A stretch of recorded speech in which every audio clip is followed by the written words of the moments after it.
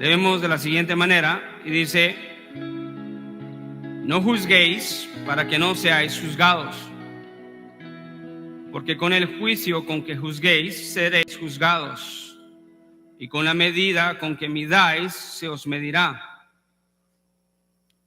¿Y por qué miras la mota que está en el ojo de tu hermano y no te das cuenta de la viga que está en tu propio ojo? ¿O cómo puedes decir a tu hermano: déjame sacarte la mota del ojo, cuando la viga está en tus ojos? Hipócrita, saca primero la viga de tu ojo, y entonces verás con claridad para sacar la mota del ojo de tu hermano. No deis lo santo a los perros, ni echéis vuestras perlas delante de los cerdos, no sea que las huellen con sus patas y volviéndose las despedacen. Gracias, Señor. Te damos gracias por tu palabra, Señor, por tu bendita misericordia, por todo lo bueno que tú eres con nosotros al darnos tu preciosa palabra, Señor, en el tiempo preciso, en el tiempo correcto. Tú eres un Dios sabio y perfecto, Señor, en cada una de sus acciones. Y cada día tenemos que entender eso más, Señor, que tus acciones en tu pueblo no son casualidad, sino son, Señor, cosas ordenadas por ti. A nosotros nos toca responder atentamente y escuchar, Señor, y ver lo que tú haces en medio de nosotros, para que primeramente tu nombre sea glorificado, para que creamos, para que crezcamos espiritualmente, para que, Señor, nos asombremos y maravillemos de la grandeza tuya. Ayúdanos, Señor, a ser sensibles a tu palabra y no a estar anestesiados a tu palabra por la enfermedad de la religiosidad. Señor, ayúdanos a exaltar tu palabra, primeramente creyéndola y practicándola, Señor. Esa será la evidencia de que verdaderamente estamos siendo afectados por tu bendita y poderosa palabra. Señor, no podemos decir que exaltamos tu verdad preciosa si no la ponemos en el lugar correcto y no la obedecemos, Señor. Te pedimos inmensamente, Señor, que nos des esa capacidad, ese deseo, que tu Espíritu Santo, Señor, nos ayude, que está en nosotros. Gracias, Señor. En el nombre de tu Hijo amado Jesucristo. Amén y amén. Amén. Hermanos, yo quiero empezar diciéndole que a Jesucristo le importa la relación entre hermanos. A Él, Rey, le importa la relación entre sus adeptos, entre aquellos que son parte del cuerpo de Cristo, aquella agrupación que Él ha sacado de las tinieblas a la luz admirable, que los ha movido de las garras de Satanás a las manos preciosas del Salvador Jesucristo. A Él le importa. Él dio su sangre por ellos. Él dejó su gloria por ellos.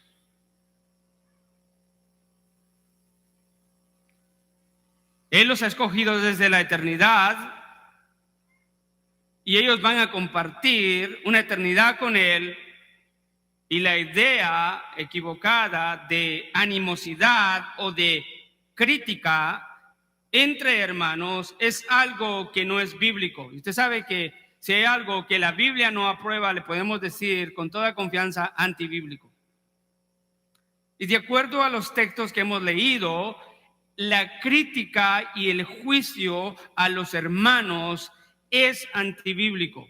Ahora, esa línea es muy peligrosa y la tenemos que navegar con la ayuda de Dios y de la palabra de Dios para no decir que todo juicio es antibíblico, porque de la otra manera, ¿cómo podríamos sopesar o entender el error y separar la verdad de aquello que es error y la verdad de la mentira? Pero la Escritura nos da a entender exactamente qué clase de juicio o crítica en contra de los hermanos es aquella crítica que es mala, es antibíblica y que es pecado, y que muchas veces, amados hermanos, hemos aceptado muy fácilmente dentro de la iglesia. Yo voy a hablar 5 puntos. La semana pasada creo que no le di los 4 puntos del mensaje, se los voy a mandar por texto. Pero hoy vamos a ver en el versículo 1 al 2 es la crítica que expone al juicio. En el versículo 3 vamos a ver los pensamientos del hipócrita. Versículo 4 vamos a ver las acciones del hipócrita. Versículo 5 es el cambio necesario para poder hacer un juicio correcto. Versículo 6 nos habla acerca de que lo santo es de Dios y Él nos manda a tener discernimiento para no desaprovechar o tirar en aquello que es vano lo que es santo. Y entonces yo quisiera decirle que Jesucristo valora mucho las buenas relaciones nacidas de una verdadera espiritualidad, porque recuérdese que esta exhortación se encuentra en medio de lo que Jesús está tratando con sus discípulos acerca de la verdadera espiritualidad. Y yo sé que le repito estas cosas, pero se lo tengo que repetir otra vez. Ser espiritual no significa tener un aura en la cabeza y tener alas y estar sintiendo como que está volando. Ser espiritual es vivir la verdadera justicia que la Biblia nos manda que debemos de vivir. En humildad, mansedumbre, justicia, amando la verdad, siendo misericordiosos, siendo pacificadores, amando a Dios sobre todas las cosas, siendo luminares y siendo preservando la sociedad que de otra manera se corrompería. Todo no para que digan, oh, qué hermanos más santos, qué éticos. No, todo eso es para que glorifiquen a Dios.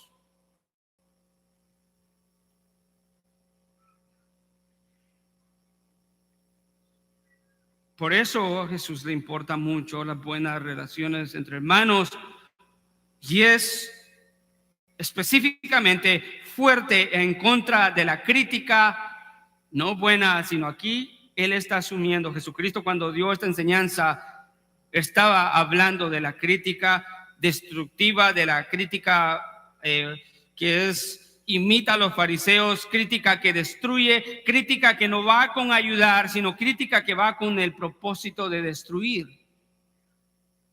Y eso es antibíblico para la vida del cristiano. Pero sucede que nosotros hemos visto a través de los años, en las experiencias que hemos tenido, que cosas como la crítica, la cual el Señor trata en el Sermón del Monte, Él pudo haber tratado miles de cosas.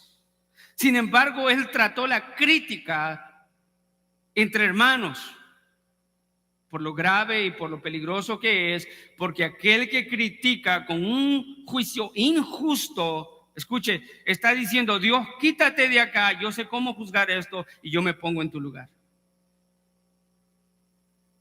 Y eso es un pecado. Eso es un pecado. Jesucristo le dice, no juzguéis, no juzguen para que no sean juzgados.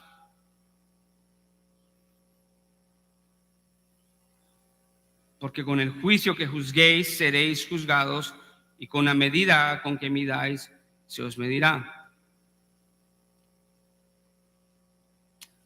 Hablando de la forma crítica y juicios irrazonables, no piadosos, hombres y mujeres que se dedican dentro de la iglesia a dar juicio a sus hermanos, escuche, sin ninguna base bíblica, más con emociones o con intereses egoístas que con un corazón genuino, obediente a la palabra de Dios, traen un daño a la iglesia y traen una mala reputación al evangelio.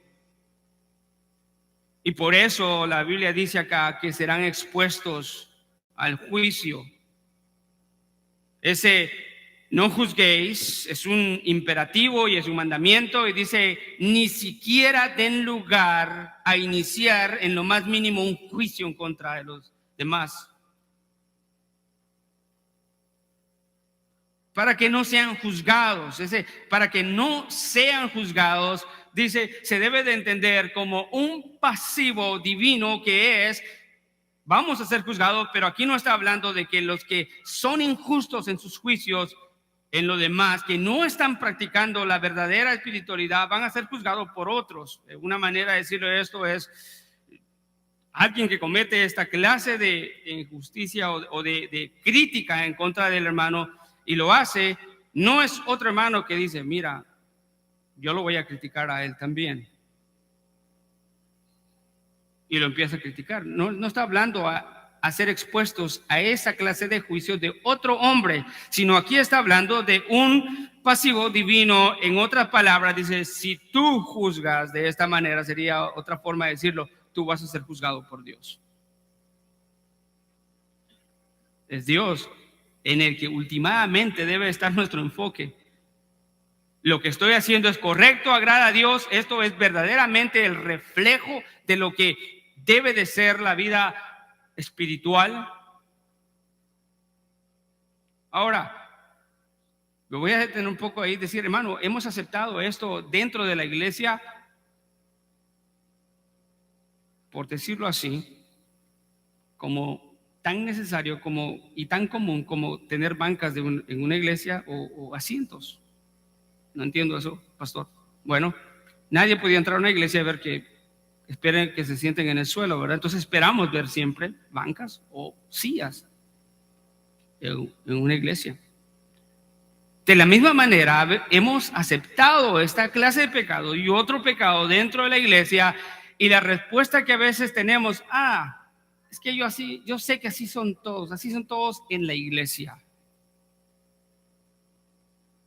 Yo sabía, es una de las frases, ¿verdad? Yo sabía que iba a resultar con eso.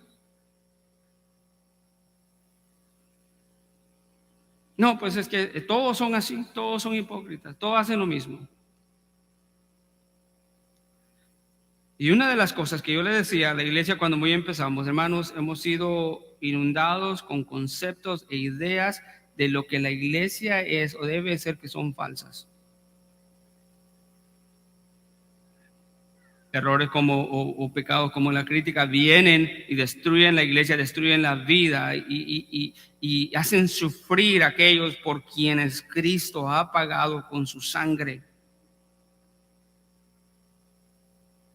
Se descuida la nutrición espiritual y el discipulado de las personas por razones tan equivocadas. El resultado es cientos de personas saliendo fuera de iglesias que no quieren saber nada con el evangelio por las actitudes hipócritas de aquellos que se sientan con un martillo diciendo: yo soy Dios y tú todo lo que haces está mal.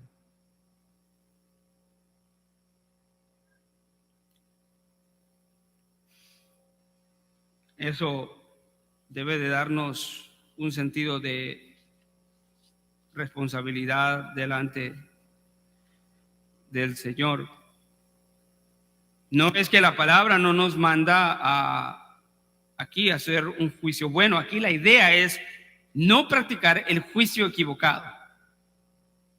No está diciendo que no resaltemos el pecado en los hermanos para corregirlos, Si no, no existiera 2 de Timoteo 3:16.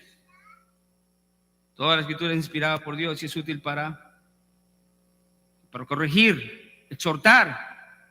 Entonces no está hablando de eso Jesús.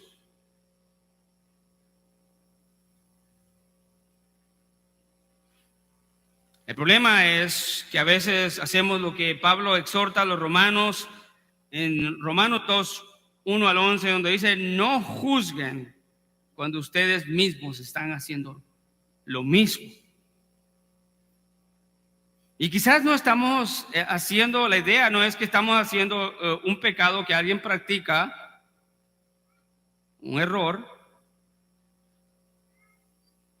y que estemos haciendo el mismo pecado. El problema es que quizás es otro pecado.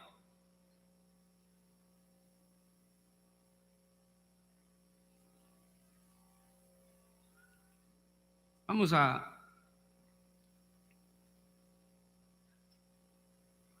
a leer Santiago, si puede ir a Santiago conmigo. Santiago 4:11.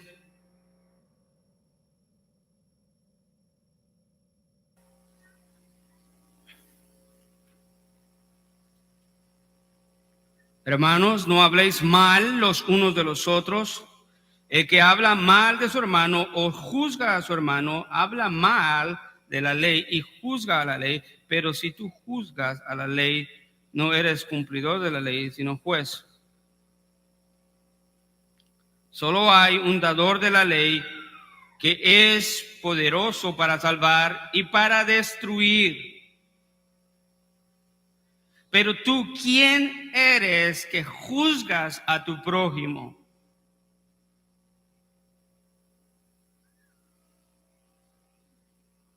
Una prohibición, ¿verdad? No juzgues. ¿Quién eres tú para juzgar a tu prójimo? Romanos 2 decía: ¿cómo juzgas cuando tú estás haciendo lo mismo? O algo parecido, o algo un poco de más nivel, o algo extraordinariamente más grande, y juzgas.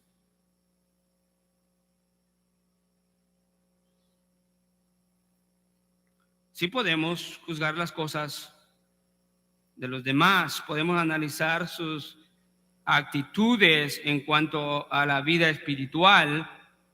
Sí podemos evaluarnos los hermanos los unos a los otros espiritualmente para ver si estamos fallando al Señor, y la obligación del hermano es correr y exhortarlo para dirigirlo al camino, pero eso tiene que ser, hermano, en el espíritu. Se recuerda el estudio que tuvimos hace años de principios bíblicos para solucionar conflictos dentro de la iglesia. Hablaba de los 3 principios fundamentales, que era andar en el espíritu, andar en amor y humildad. Si no andamos en ninguno de esos, no vamos a poder practicar un juicio o una crítica de evaluación hacia los pecados de los demás.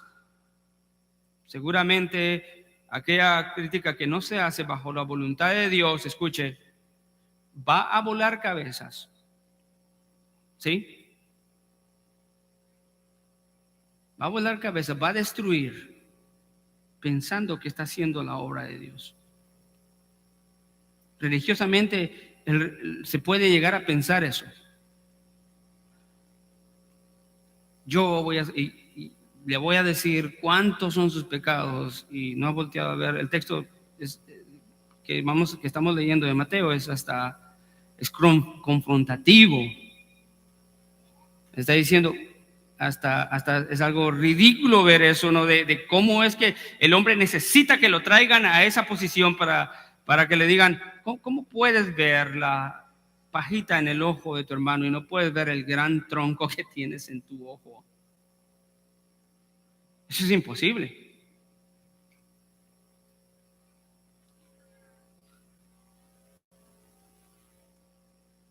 Mateo 7:15, si puede abrir conmigo también, Mateo 7:15.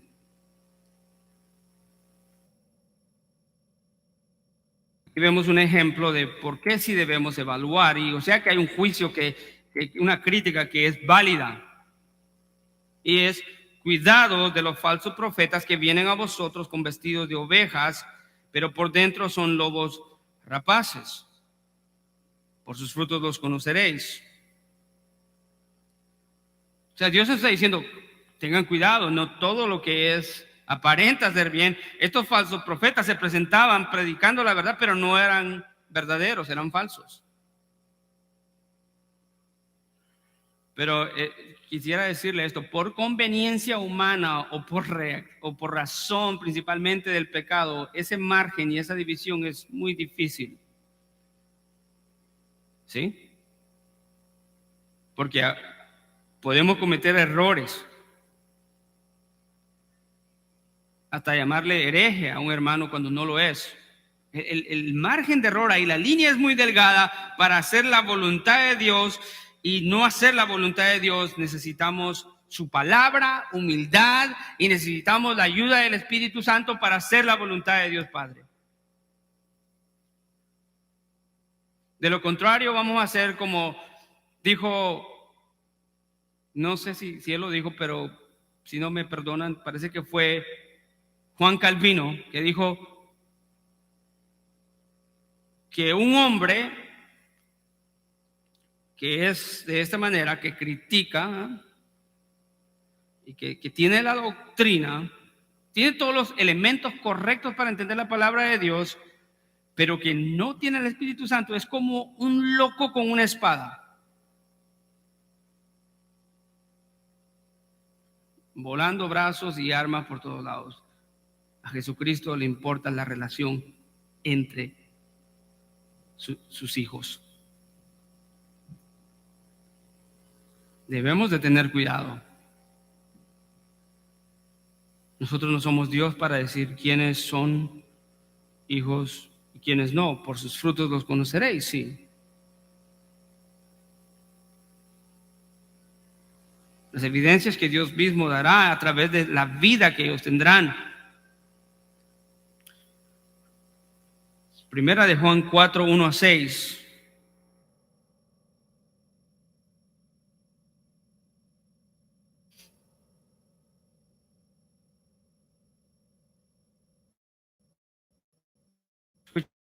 Y aquí hay una exhortación a hacer un buen juicio, una crítica, a tener cuidado. O sea, podemos evaluar la vida espiritual de los demás, pero no podemos evaluar sus intenciones.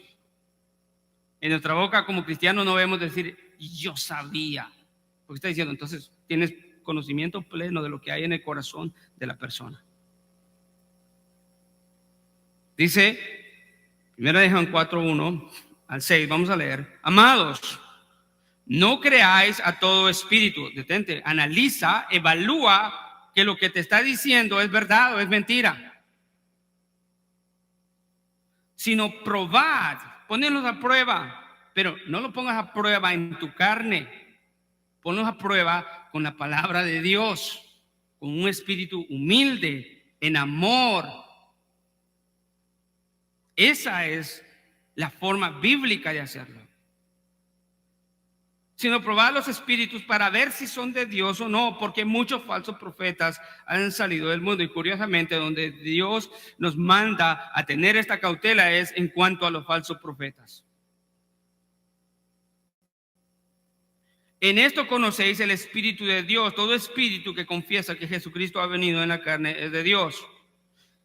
Eso era un consejo tremendo. En estos tiempos los gnósticos estaban aumentando y propagando la mentira de que Cristo no había venido en carne, sino que solamente en espíritu, y el que estaba en la cruz era un espíritu y no era Cristo en la carne, una herejía. Y entonces Juan el apóstol dice, piensen y analicen a todo aquel que dice que Cristo no vino en la carne, ese no es de Dios. A ese sí le podemos decir hereje. Entonces hay razones por las cuales podemos hacer juicios o críticas o evaluaciones que glorifican a Dios para, escuche, la bendición de guardar el evangelio sanamente y proteger a la iglesia. O sea, sí hay una evaluación, pero también hay una exhortación clara a no ser un hombre sabio, íntegro, que que solamente actúa religiosamente, usando la excusa de la crítica para demostrar su religiosidad y no traer beneficio a la iglesia, sino destruir la iglesia. Escuche lo que dice Samuel Pérez Milos con respecto a este tema. Él dice: el legalista ve la ley como vara de reprensión y castigo para el pecador, para el pecado de otros, pero él mismo es incapaz de ver la gracia para orar por el pecador en intercesión y entender que si él mismo no ha llegado a esa situación semejante, no es por su fuerza espiritual, sino por el sostén de la gracia. Buscar pecados ajenos es una de las peores manifestaciones en contra del amor. Jesucristo quiere que no hagamos eso como iglesia. Pero ¿sabe qué? Esa tendencia la tenemos.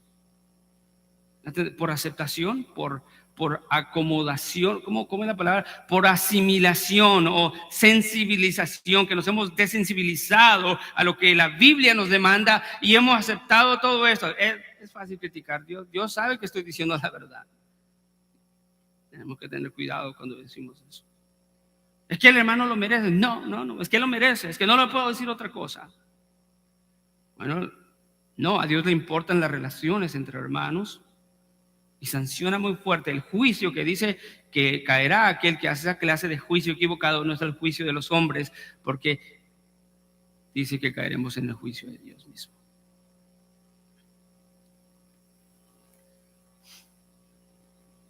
Pero el legalista no ve, solo ve la palabra como una vara, ¿verdad? Para despedazar, pero no ve la gracia para poder orar y rescatar al hermano. Hay mucha división en la iglesia por causa de estas cosas, hermanos. Si usted se da cuenta de esto, yo casi no lo hago de seguir eso porque es enfermizo, pero si usted se da cuenta, dentro de el círculo cristiano hay divisiones de hermanos peleándose, criticando, haciendo juicios de unos tremendos juicios, de los cuales tendrán que dar cuentas el día de mañana cuando estén delante del Señor. No hagamos profano aquello o vil aquello por lo cual Cristo ha pagado con su sangre.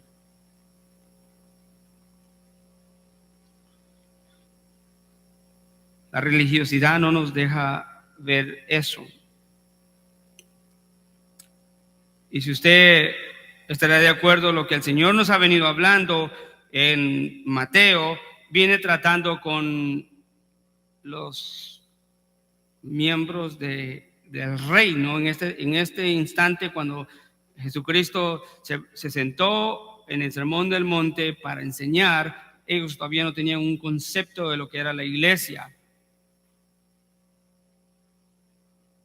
Ellos todavía no entendían eso. Para ellos todo el antecedente que ellos tenían era el Antiguo Testamento y el mensaje de Cristo, que el Mesías había llegado.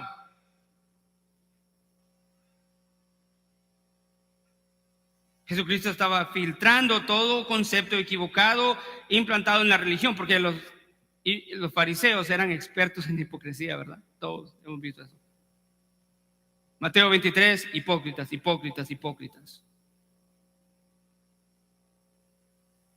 Es más que lógico que el rey no quiere que sus personas, sus escogidos, sean de la misma forma. Hay una separación clara entre la religiosidad y la verdadera espiritualidad, que no es otra cosa que la práctica de la justicia. Amar cuando tengo que amar, perdonar cuando tengo que perdonar, ser humilde cuando tengo que ser humilde, dar un juicio con temor y escuche, bíblicamente cuando lo tengo que dar. Eso es verdadera espiritualidad.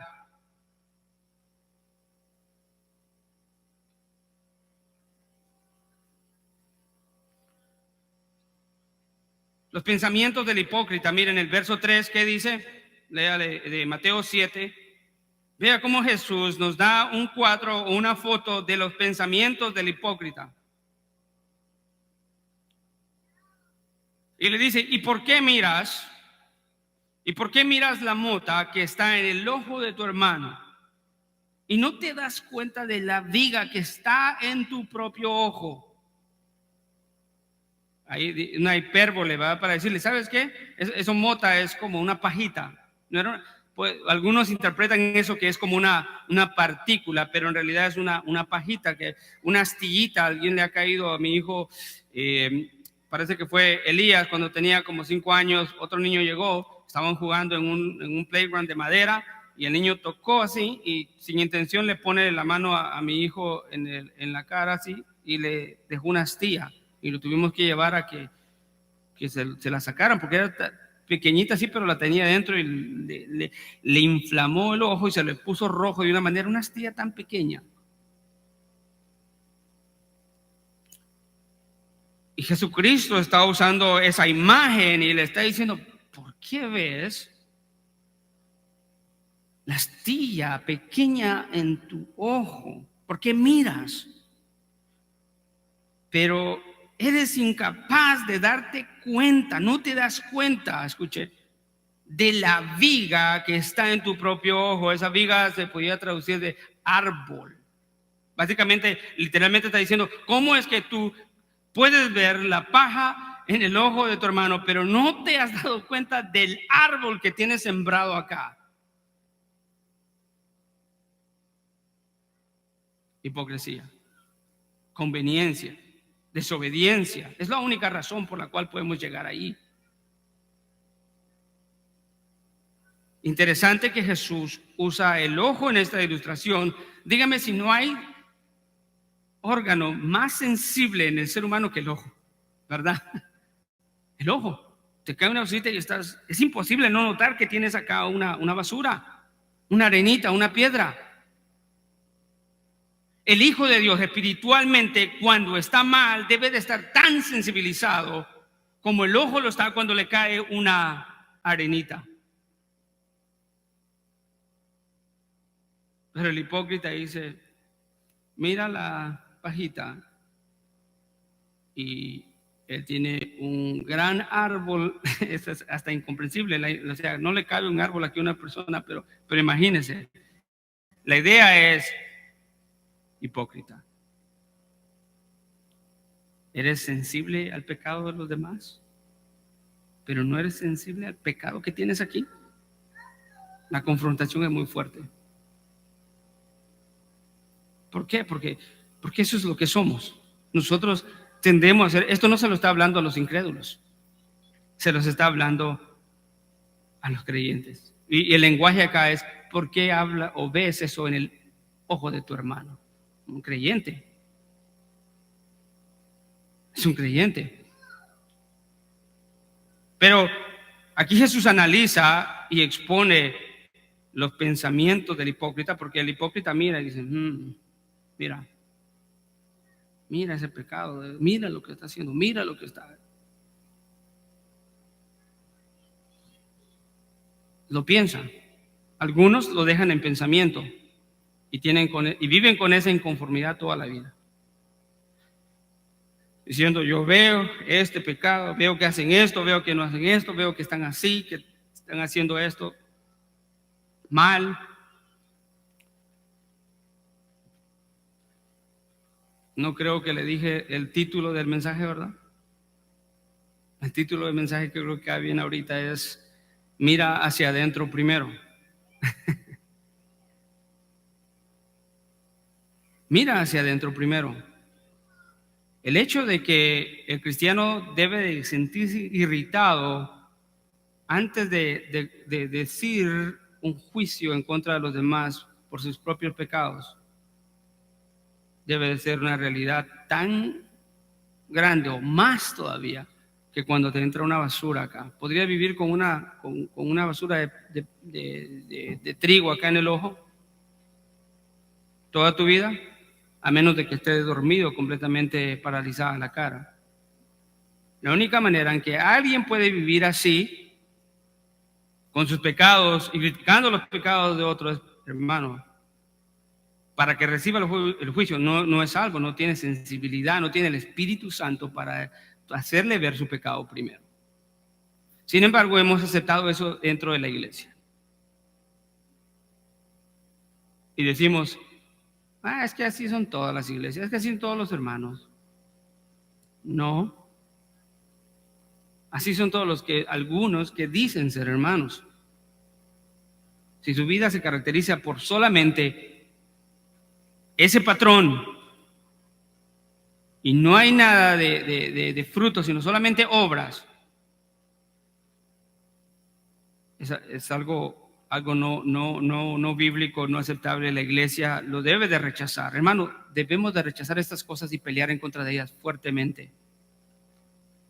Hay gente, yo sé que en el ámbito nosotros estamos, pero hay gente que está peleando contra demonios y haciendo que contra espíritus de esto. No, pelea contra tu propio pecado primero. Y esas actitudes que son aceptables y que has hecho aceptables dentro de la iglesia, que no son aceptables y de las cuales daremos cuenta un día.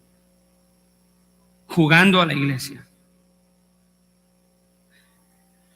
Tantas cosas que pueden hacer falta de una iglesia, pero que no falte la práctica de su palabra, la verdadera espiritualidad, vivir la Biblia. ¿La creemos o no la creemos? Versículo 4 es las actitudes, porque sí hay religiosos que solo piensan, pero hay religiosos que actúan y dicen, no se quedan ahí, sino ellos van más allá. Y dice, Jesucristo los confronta y les dice, ¿cómo puedes? Escucha, hasta la pregunta, es una pregunta con ironía, sarcasmo, o sea, ¿cómo puedes decirle a tu hermano, dado que tú tienes un árbol aquí en el ojo, cómo puedes decirle a tu hermano, déjame sacarte de la mota del ojo, cuando la viga está en tu ojo? El contraste y la confrontación ahí está tremendo. ¿Cómo puedes? ¿Cómo siquiera puedes hacer eso? Si tú tienes este pecado, lo que le está diciendo, debería ser todo lo contrario, deberías de correr tú y pedir perdón por tu pecado.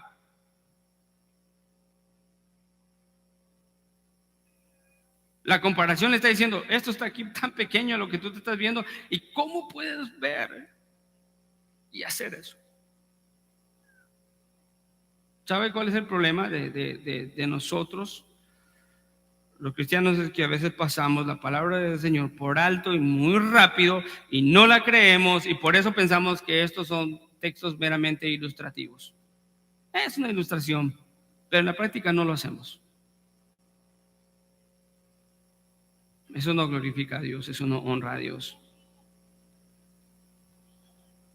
¿Cómo?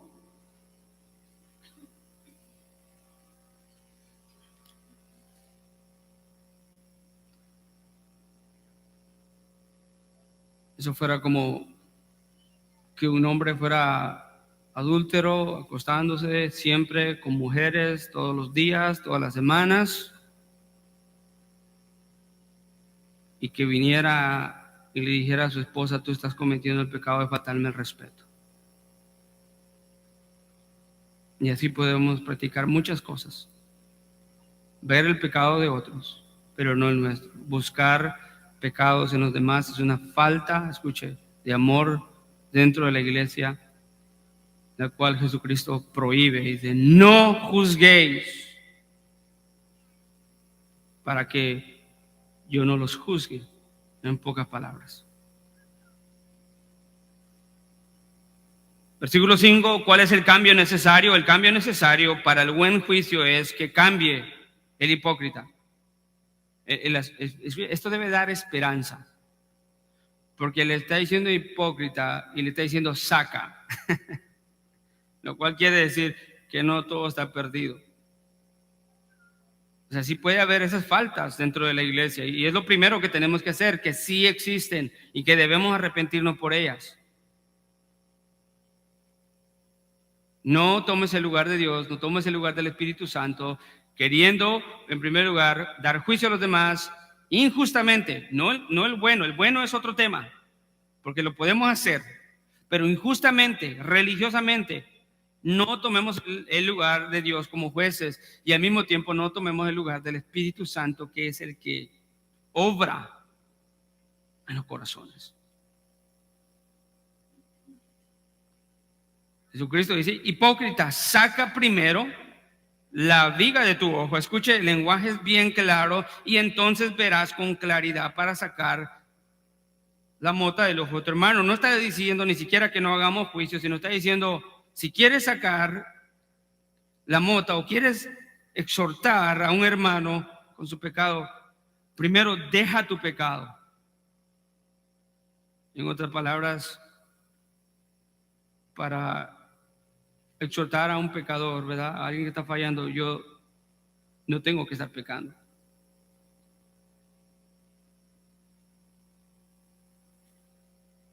¿Será posible eso? No, siempre yo sé que vamos a pecar. Pero la cuestión está, ¿cuál es mi actitud? ¿Y cómo estoy juzgando las cosas con los demás? ¿Estoy juzgando sus intenciones?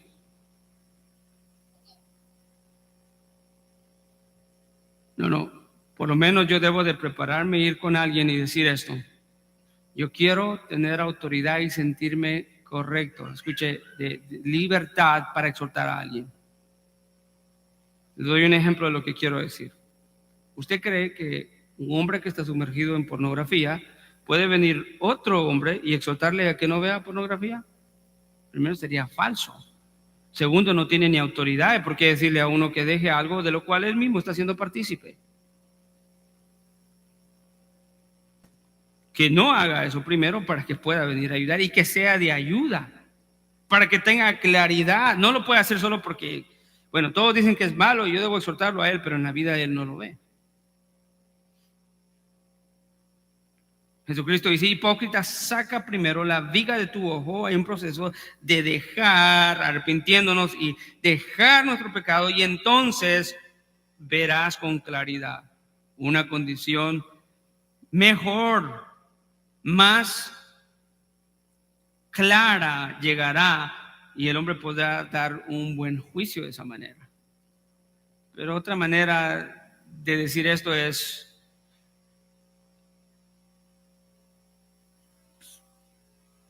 vive una vida piadosa, agradable a Dios, a tal punto que tengas la libertad y la autoridad para exhortar a otros. No habla de no tener pecado, porque todos tenemos pecado.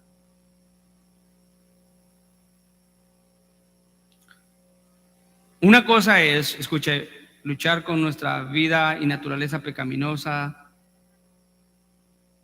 de mil maneras que se expresa, que siempre va a estar constante en nosotros, pero otra cosa es vivir sumergido en el pecado tan grande y pretender que podemos exhortar a otros. Eso es lo malo. Hipócrita, saca primero la viga de tu ojo y entonces verás con claridad para sacar la mota del ojo de tu hermano. Ni siquiera dice no lo hagas, sino que quita. Y entonces esto glorificará a Dios. Versículo 6, donde terminamos el día de hoy. Es un texto, estos textos del Sermón del Monte, y específicamente el capítulo 6 y el capítulo 7, se encuentran varias citas o frases de las cuales los comentaristas le llaman las perlas en un hilo. Y lo que quiere decir eso es, esto era algo que los rabinos hacían, que enseñaban verdades una tras otra relacionadas, quizás no relacionadas, perdón, una entre otra, pero que al final del día daban un complemento. Y el versículo 6, Jesucristo termina diciendo, no den lo santo a los perros, ni echéis vuestras perlas delante de los cerdos, no sea que las pisoteen, que las huellen con sus patas y volviéndose los despedacen. Qué texto más difícil, de verdad. Porque va el flujo de lo que está diciendo Cristo, y Jesucristo viene y dice, boom, una cosa acá, pero no es que esté no relacionada. Para entender este último punto de no den lo santo ni echen sus perlas delante de los cerdos, delante de los perros. Primeramente hay que entender quiénes son los perros y quiénes son los cerdos. Este vocabulario Jesucristo ya lo usó antes. Y si en vez de decir, wow, ¿por qué dice esto la Biblia? Nos maravillamos con la misericordia de Dios, recordaremos la mujer cananea que está más adelante en la narración del Evangelio de Mateo, que se acerca pidiéndole misericordia a Jesucristo por su hija, y Jesucristo no la volteaba a ver. Y los discípulos dicen, Señor, Señor, atiéndela porque nos molesta y viene buscando un favor tuyo. Jesucristo responde y dice, no es correcto dar el pan de los hijos a los perrillos. Y ahí encontramos una manifestación tremenda de la gloria de Dios, de la cual debería ser la actitud de todos nosotros. Y la mujer dijo, sí, Señor, yo soy una perrilla, soy un perro, pero aún de las migajas que caen de la mesa de sus amos, los perrillos comen. Oh mujer, grande es tu fe, que se haga como deseas. Y su hija fue sana. Jesucristo había usado ese lenguaje. Aquí nos ayuda mucho el contexto histórico de esa palabra, perros. Y en realidad, perros y cerdos no los tenemos que entender como lo entendemos hoy en día. Hoy muchas personas consumen cerdos y muchas veces las personas tenemos perros en las casas, pero a los cerdos que se refiere acá y a los perros eran animales salvajes que solamente destruían, que era de lo peor. Los perros, se cree, hasta consumían sangre humana. Eran sucios, eran animales con infecciones, indeseables, igual que los cerdos para los judíos. Los perros no eran mascotas como nosotros los vemos hoy en día, sino más bien eran animales indeseables, inmundos. Salmo 22:16 dice, porque los perros me han rodeado, un contexto de la Biblia, cómo habla de esto, porque los perros me han rodeado y me han cercado cuadrilla de malhechores. Esos malhechores se les dice y se les da el adjetivo de perros, y me horadaron las manos y los pies. Salmo 22:20 dice, libra mi alma de la espada, mi única vida de las garras del perro. Será un lenguaje común para referirse a aquellos que detestan y que van en contra del Evangelio o en contra de la voluntad de Dios. Un lenguaje común entre los judíos para referirse a aquellos que detestan y que van en contra de las cosas de Dios. Proverbios 26:11 dice, como perro que vuelven a su vómito es el necio que repite su necedad.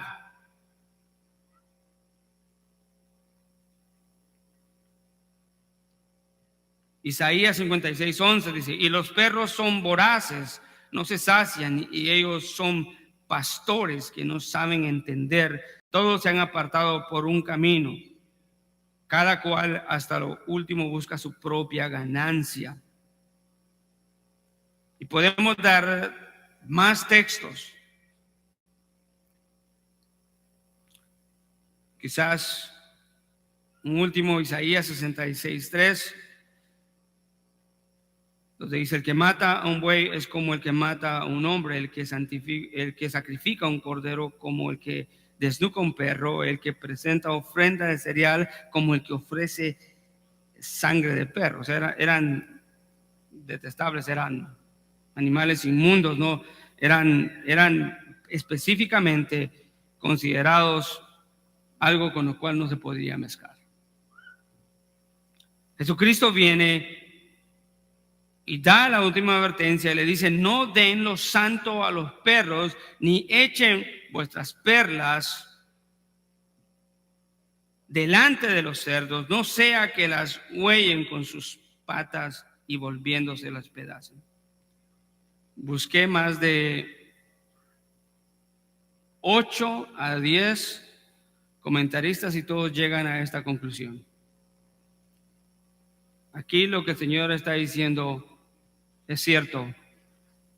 No tenemos que juzgar y tenemos que tener cuidado de no ser desobedientes y caer en el pecado de la crítica injusta, pero al mismo tiempo tenemos que tener discernimiento en cuanto a quién le damos el evangelio, no queriendo decir que este es un texto para la no evangelización, sino que hay personas que son tan depravadas que no están dispuestas a reconocer su error y su necesidad del evangelio, que no debes de perder tu tiempo en estar tratando con ellos. Y no darle algo que es de tanto valor como lo es el evangelio.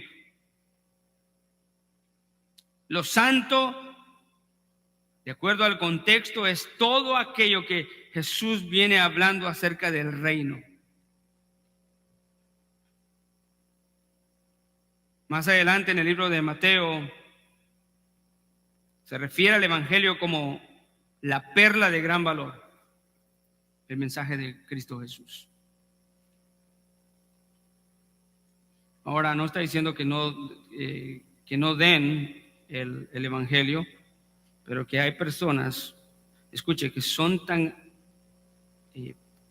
tan depravadas que nunca vas a poder lograr hacer nada con ellos. Pero la diferencia y la distancia entre ellos y tus hermanos debe estar muy clara. A tu hermano tú lo debes de buscar, lo debes de exhortar, amarlo, compartir, ayudarlo, pero con ellos no está hablando de todo aquel que no cree en Jesús, sino hay ciertas personas que Dios dará el discernimiento que lo único que quieren es controversia y destruir. De acuerdo al texto, lo único que quieren es destruir y matar a los hijos de Dios. Todos los comentarios de buenos hombres, todos concuerdan e interpretan esto como: ten discernimiento, haz un juicio correcto y al mismo tiempo no comprometas la verdad con los perros y los cerdos, porque ellos no saben valorar lo santo ni las perlas. Imagínese la imagen que le da: perlas. Si usted le tira unas perlas a un cerdo, carísimas, y recuerde que viene hablando de lo podemos hacer, bueno, les ha dicho: no hagan tesoros acá, no guarden perlas, joyas, porque aquí todo se desvanece, se desaparece. Y aquí les está usando ese mismo lenguaje, les dice: no tiren sus cosas de valor a los cerdos, porque ¿qué haría un cerdo si usted le tira un diamante, joyas, o en este caso unas perlas preciosas? Las ve, las huele, no le haya nada, las pisotea, las menosprecia. Ahora, Jesucristo, al interactuar con esta mujer, nos da una idea. Siendo un rey soberano, dijo: sí, ella es una perría, pero ¿cuál fue la diferencia? Que ella había reconocido de alguna manera que Jesucristo era el único que tenía la solución para su necesidad. Y Jesucristo le dice: grande es tu fe.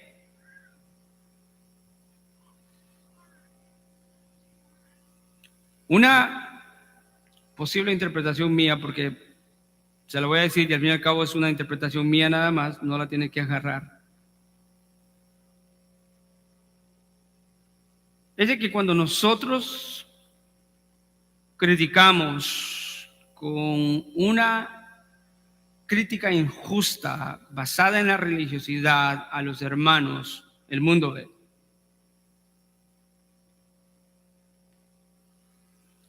Dios ha apartado a sus hijos también. y la Biblia dice que son santos. Efesios dice que Dios nos ha visto a nosotros en Cristo Jesús como sus hijos, como tesoros, herencia. No permitamos que lo sagrado y lo santo de lo que Dios hace acá y esa belleza que nos da a través de su palabra y las doctrinas sean destruidas y vituperadas a tal punto que causen daño dentro de la iglesia por hombres impíos y pecadores. De esa manera estaríamos despreciando lo santo y lo valioso que Dios nos ha dado a través del Evangelio. Tengamos cuidado.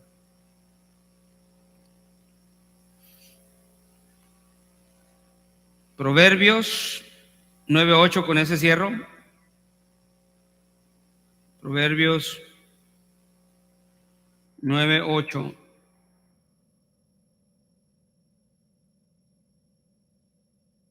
Dice, llevémonos eso en el corazón: no reprendas al escarnecedor para que no te aborrezca.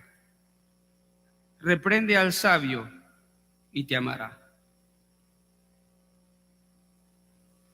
Gracias al Señor por su palabra. Gracias, Padre amado. Te damos gracias en este día, Señor, por tu bendita palabra, tu misericordia y tu poder en medio de nosotros, Señor, como tu iglesia. Señor, ayúdanos, Señor, porque hemos entendido a través de la palabra que la hipocresía no está lejos de nuestro corazón, de nuestras actitudes, sino está cerca, Señor, por la condición, Señor, de nuestra naturaleza. Ayúdanos, Señor, a no ser hombres y mujeres que dañan, Señor, la reputación del Evangelio y la reputación de Cristo, Señor, por nuestras actitudes pecaminosas. Ayúdanos a ser humildes. Ayúdanos a ser obedientes, a poder, Señor, practicar la justicia verdaderamente. Ayúdanos a no ser fariseos legalistas, Señor, buscando el pecado en los demás sin antes ver nuestro pecado. Eso no glorifica tu nombre de acuerdo a la palabra. Y a ti te importa, Señor, la relación de tus hijos. Esta no es una relación momentánea, sino es una relación, Señor, perpetua. Por eso debemos reflejar, Señor, en alguna manera acá, empezar a saborear, Señor, lo que será nuestra relación en la eternidad contigo. Una relación que está fundamentada en tu Hijo amado Jesucristo, de unidad y de armonía y de amor. Mientras ese tiempo llega, Señor, inunda nuestra vida con actitudes que reflejan una fuente, Señor, de bien los unos para los otros. Sacrificio de los unos para los otros. Señor, antes de que yo quiera ver a mi hermano sangrando, Señor, llévame al punto de decir, quiero sangrar primero. Antes, Señor, de verlo caer, llévame a orar por él para que no caiga. Antes de verlo humillado, Señor, llévame a mi humillación delante de ti, sabiendo que tú eres el único juez.